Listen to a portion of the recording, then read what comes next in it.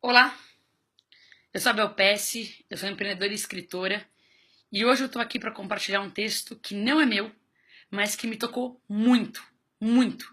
Colocou em palavras muitas das coisas que eu acredito piamente e eu quero que esse texto chegue a mais gente. Então, para aqueles que preferem vídeos ou áudios, eu tomei um tempo para ler o que está escrito nesse artigo, porque eu quero que chegue a mais gente. Tá bem? Eu acho que as ideias são muito importantes. É um texto de um gringo, Mark Manson, que fez uma carta aberta ao Brasil. E eu acho que as ideias que estão aqui são muito importantes. Então, para o que você estiver fazendo. Escuta as ideias. Escuta com carinho. Sério, escuta com muito carinho. Vamos lá. Querido Brasil, o carnaval acabou. O ano novo finalmente vai começar. E eu estou te deixando para voltar para o meu país. Assim como vários outros gringos, eu também vim para cá pela primeira vez em busca de festas, lindas praias e garotas. O que eu não poderia imaginar é que eu passaria a maior parte dos últimos 4 anos dentro das suas fronteiras. Aprenderia muito sobre a sua cultura, sua língua, seus costumes e que no final deste ano eu me casaria com uma de suas garotas. Não é segredo para ninguém que você está passando por alguns problemas. Existe uma crise política, econômica, problemas constantes em relação à segurança, uma enorme desigualdade social e agora, com uma possível epidemia do Zika vírus, uma crise ainda maior na saúde. Durante esse tempo em que estive aqui, eu conheci muitos brasileiros que me perguntavam por quê? Por que o Brasil é tão ferrado? Por que os países na Europa e América do Norte são prósperos e seguros, enquanto o Brasil continua nesses altos e baixos entre crises, década sim, década não? No passado, eu tinha muitas teorias sobre o sistema de governo, sobre o colonialismo, políticas econômicas, etc. Mas recentemente eu cheguei a uma conclusão. Muita gente provavelmente vai achar essa minha conclusão meio ofensiva, mas depois de trocar várias ideias com alguns dos meus amigos, eles me encorajaram a dividir o que eu acho com todos os outros brasileiros. Então aí vai. É você. Você é o problema. Sim, você mesmo que está lendo esse texto. Você é parte do problema. Eu tenho certeza de que talvez não seja proposital. Mas você não só é parte, como está perpetuando o problema todos os dias. Não é só culpa da Dilma ou do PT. Não é só culpa dos bancos, da iniciativa privada, do escândalo da Petrobras, do aumento do dólar ou da desvalorização do real. O problema é a cultura. São as crenças e a mentalidade que fazem parte da fundação do país e são responsáveis pela forma com que os brasileiros escolhem viver as suas vidas e construir uma sociedade. O problema é tudo aquilo que você e todo mundo à sua volta decidiu aceitar como parte de ser brasileiro, mesmo que isso não esteja certo. Quer um exemplo? Imagine que você está de carona no carro de um amigo tarde da noite. Vocês passam por uma rua escura e totalmente vazia. O papo está bom e ele não está prestando muita atenção quando, de repente, ele arranca o retrovisor de um carro super caro.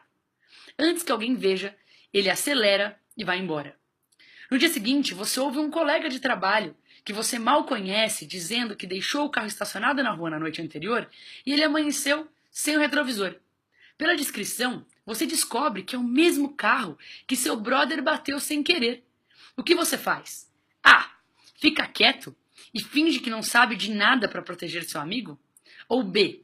Diz para o cara que sente muito e força o seu amigo a assumir a responsabilidade pelo erro? Eu acredito que a maioria dos brasileiros escolheria a alternativa A. Eu também acredito que a maioria dos gringos escolheria a alternativa B.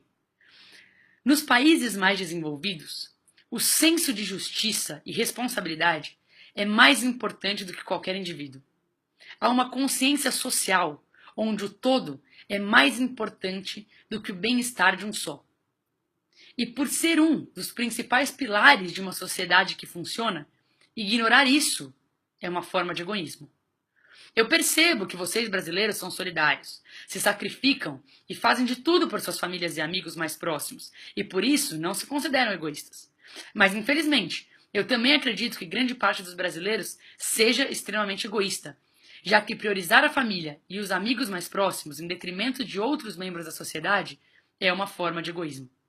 Sabe todos aqueles políticos, empresários, policiais, sindicalistas corruptos? Você já parou para pensar por que eles são corruptos? Eu garanto que quase todos eles justificam suas mentiras e falcatruas dizendo: eu faço isso pela minha família. Eles querem dar uma vida melhor para seus parentes, querem que seus filhos estudem em escolas melhores e querem viver com mais segurança. É curioso ver que quando um brasileiro prejudica outro cidadão para beneficiar suas famílias, ele se acha altruísta.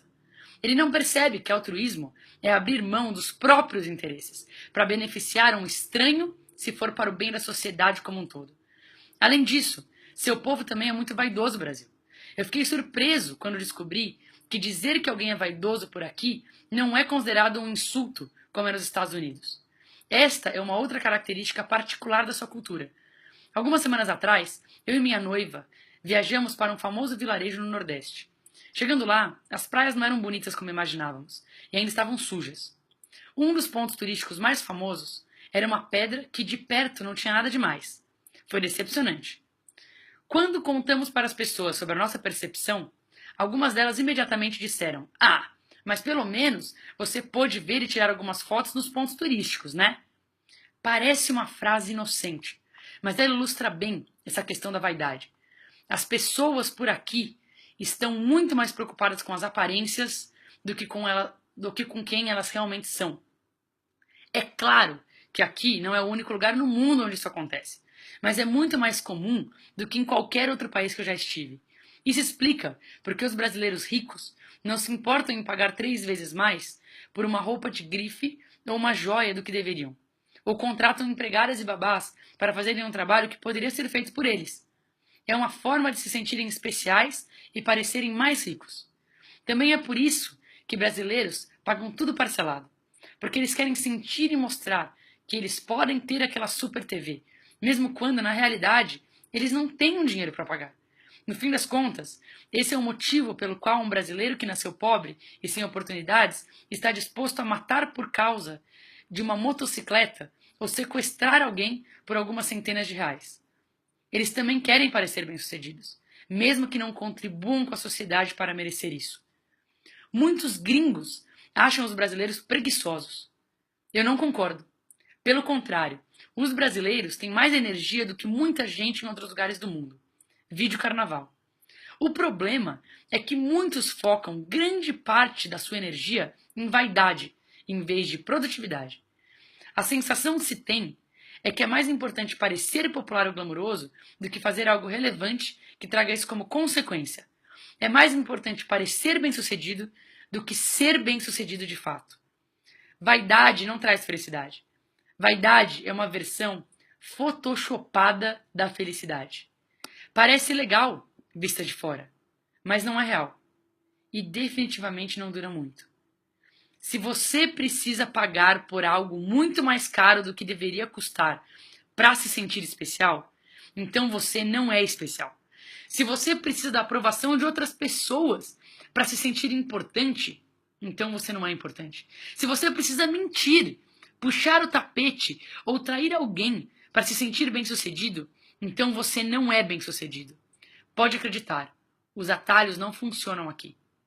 E sabe o que é pior? Essa vaidade faz com que seu povo evite bater de frente com os outros. Todo mundo quer ser legal, com todo mundo, e acaba ou ferrando o outro pelas costas ou indiretamente, só para não gerar confronto. Por aqui, se alguém está 1 hora atrasado, todo mundo fica esperando essa pessoa chegar para sair. Se alguém decidir ir embora e não esperar, é visto como cuzão. Se alguém na família é irresponsável e fica cheio de dívidas, é meio que esperado que outros membros da família com mais dinheiro ajudem a pessoa a se recuperar. Se alguém num grupo de amigos não quer fazer uma coisa específica, é esperado que todo mundo mude os planos para não deixar esse amigo chateado. Se em uma viagem em grupo alguém decide fazer algo sozinho, é considerado egoísta. É sempre mais fácil não confrontar e ser boa praça. Só que onde não existe confronto, não existe progresso. Como um gringo que geralmente não liga a mínima sobre o que as pessoas pensam de mim, eu acho muito difícil não enxergar tudo isso como uma forma de desrespeito e autossabotagem. Em diversas circunstâncias, eu acabo assistindo os brasileiros recompensarem as vítimas e punirem aqueles que são independentes e bem resolvidos. Por um lado, quando você recompensa uma pessoa que falhou ou que está fazendo algo errado, você está dando a ela um incentivo para nunca precisar melhorar. Na verdade, você faz com que ela fique sempre contando com a boa vontade de alguém em vez de ensiná-la a ser responsável. Por outro lado, quando você pune alguém por ser bem resolvido, você desencoraja pessoas talentosas que poderiam criar o progresso e a inovação que esse país tanto precisa. Você impede que o país saia dessa merda que está e cria ainda mais espaço para líderes medíocres e manipuladores se prolongarem no poder. E assim, você cria uma sociedade que acredita que o único jeito de se dar bem é traindo, mentindo, sendo corrupto ou, nos piores casos, tirando a vida do outro. Às vezes, a melhor coisa que você pode fazer por um amigo que está sempre atrasado é ir embora sem ele. Isso vai fazer com que ele aprenda a gerenciar o próprio tempo e respeitar o tempo dos outros. Outras vezes, a melhor coisa que você pode fazer com alguém que gastou mais do que devia e se enfiou em dívidas é deixar que ele fique desesperado por um tempo. Esse é o único jeito que fará com que ele aprenda a ser mais responsável com o dinheiro no futuro. Eu não quero parecer o gringo que sabe de tudo, até porque eu não sei. E Deus bem sabe o quanto o meu país também está na merda. Eu já escrevi aqui sobre o que eu acho dos Estados Unidos. Só que em breve, Brasil, você será parte da minha vida para sempre. Você será parte da minha família. Você será meu amigo. Você será metade do meu filho quando tiver um. E é por isso que eu sinto que preciso dividir isso com você de forma aberta, honesta, com um amor que só um amigo pode falar francamente com outro, mesmo quando sabemos que o que temos a dizer vai doer. E também porque eu tenho uma má notícia: não vai melhorar tão cedo. Talvez você já saiba disso, mas se não sabe, eu vou ser aquele que vai te dizer: as coisas não vão melhorar nessa década. O seu governo não vai conseguir pagar todas as dívidas que ele fez, a não ser que mude toda a sua Constituição. Os grandes negócios do país pegaram dinheiro demais emprestado quando o dólar estava baixo, lá em 2008 e 2010. E agora não vão conseguir pagar, já que as dívidas dobraram de tamanho. Muitos vão falir por causa disso nos próximos anos. Isso vai piorar a crise. O preço das commodities estão extremamente baixos e não apresentam nenhum sinal de aumento no futuro próximo. Isso significa menos dinheiro entrando no país. Sua população não é do tipo que poupa, e sim que se endivida.